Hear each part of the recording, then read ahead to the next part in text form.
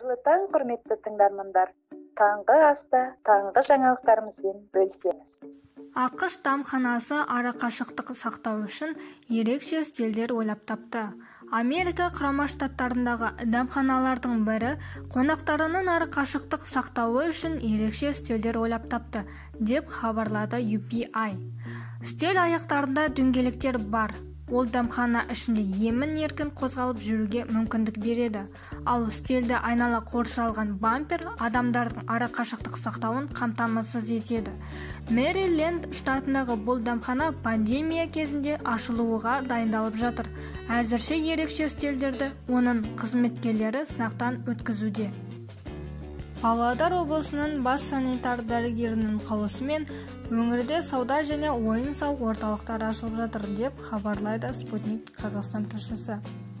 Облыстың бас санитар дәрігері Зәмзәгүл Досжанованың қаулысына енгізілген өзгертулер мен толықтыруларға сәйкес өңірдегі сауда және ойын-сауық орталықтары өз жұмысын қайта бастайды. Олардың жұмыс режимі 10:00-ден 17:00-ге дейін. Түркия шетелдік туристер үшін қазақстандықтар үшін де шекараларды ашады, деп хабарлайды today.kz тілшісі.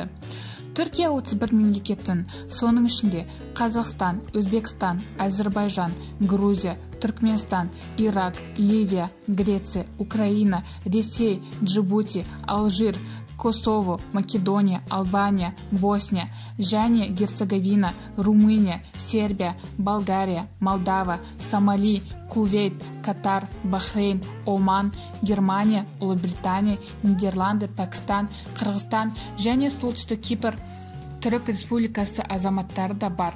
Алайда алғашқы сапарлар жағажай демалысын емес, сауықтыру демалысын қамтиды. Осымен таңғы жаңалықтарымыз өз мәресіне жетті. Келесі күнде кездескенше сау болыңыздар.